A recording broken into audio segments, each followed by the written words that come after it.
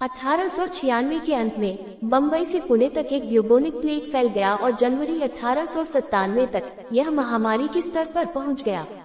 आपातकाल से निपटने के लिए ब्रिटिश भारतीय सेना को बुलाया गया और प्लेग को रोकने के लिए सख्त उपाय किए गए, जिसमें निजी घरों में जबरन प्रवेश की अनुमति, घर के रहने वालों की जांच, अस्पतालों और संगरोध शिविरों में निकासी, व्यक्तिगत सामान को हटाना और नष्ट करना और रोगियों को शहर में प्रवेश करने या छोड़ने से रोकना शामिल था। मई के अंत तक महामारी नियंत्रण में थी। महामारी को रोकने के लिए इस्तेमाल किए गए उपायों ने भारतीय जनता में व्यापक आक्रोश पैदा किया। तिलक ने अपने अखबार केसरी मराठी में लिखा गया था और मराठा अंग्रेजी में लिखा गया था में भड़काऊ लेख प्रकाशित करके इस मुद्दे को उठाया। हिंदू धर्म ग्रंथ भगवत गीता को उद्धृत करते हुए कहा कि किसी भी व्यक्ति को कोई दोष नहीं दिया जा सकता है जिसने किसी अत्याचारी को बिना किसी इनाम की सोचा हो।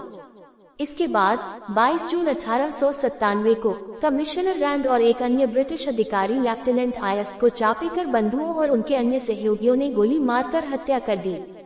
बाबरा और थॉमस आर मेटकाफ के अनुसार तिलक ने लगभग निश्चित रूप से अपराधियों की पहचान छिपाई थी।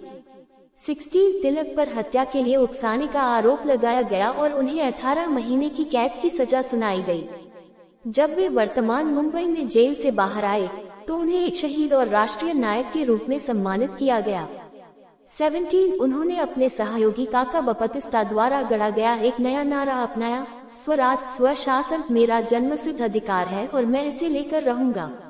बंगाल विभाजन के बाद जो राष्ट्रवादी आंदोलन को कमजोर करने के लिए लॉर्ड कर्जन द्वारा निर्धारित एक रणनीति थी, तिलक ने स्वदेशी आंदोलन और बहिष्कार आंदोलन को प्रोत्साहित किया। 19 इस आंदोलन में विदेशी वस्तुओं का बहिष्कार और विदेशी वस्तुओं का उपयोग करने वाले किसी भी भारतीय का सामाजिक बहिष्कार शामिल था। स्वदेशी आंदोलन में देशी रूप से उत्पादित वस्तुओं का उपयोग शामिल था।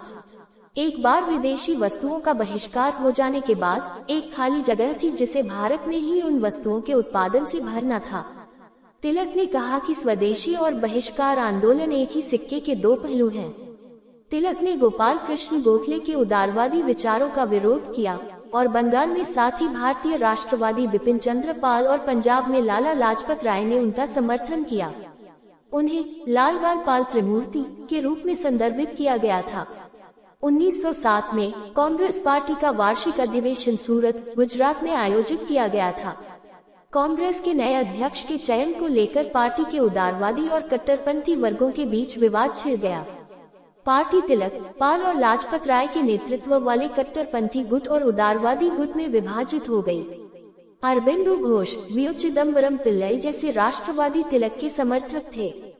कलकत्ता में जब उनसे पूछा गया कि क्या वे स्वतंत्र भारत के लिए मराठा प्रकार की सरकार की कल्पना करते हैं, तो तिलक ने उत्तर दिया कि 17वीं और 18वीं शताब्दी की मराठा प्रभुत्व वाली सरकारें 20वीं शताब्दी में पुरानी हो चुकी थी और वे स्वतंत्र भारत के लिए एक वास्तविक संघीय व्यवस्था चाहते थे जहां हर कोई समान भागीदार हो। 22 उन्होंने कहा कि केवल इस तरह की सरकार ही भारत की स्वतंत्रता की रक्षा करने में सक्षम होगी। वे पहले कांग्रेस नेता थे जिन्होंने सुझाव दिया कि देवनागरी लिपि में लिखी गई हिंदी को भारत की एकमात्र राष्ट्रीय भाषा के रूप में स्वीकार किया जाना चाहिए। अपने जीवन काल के दौरान अन्य राजनीतिक मामलों के अलावा तिलक पर ब्रिटिश भारत सरकार द्वारा 3 बार राजद्रोह के आरोप में मुकदमा चलाया गया था। 1897, 24, 1909, 25 और 1916 में। 26 1897 में तिलक को राज के खिलाफ असंतोष का प्रचार करने के लिए 18 महीने जेल की सजा सुनाई गई थी। 1909 में उन पर फिर से राजद्रोह और भारतीयों और अंग्रेजों के बीच नस्लीय दुश्मनी को बढ़ाने का आरोप लगाया गया। बॉम्बे के वकील मोहम्मद अली जिन्ना तिलक के बचाव में पेश हुए, लेकिन उन्हें एक विवादास्पद फैसले में बर्मा में 6 साल जेल की सजा सुनाई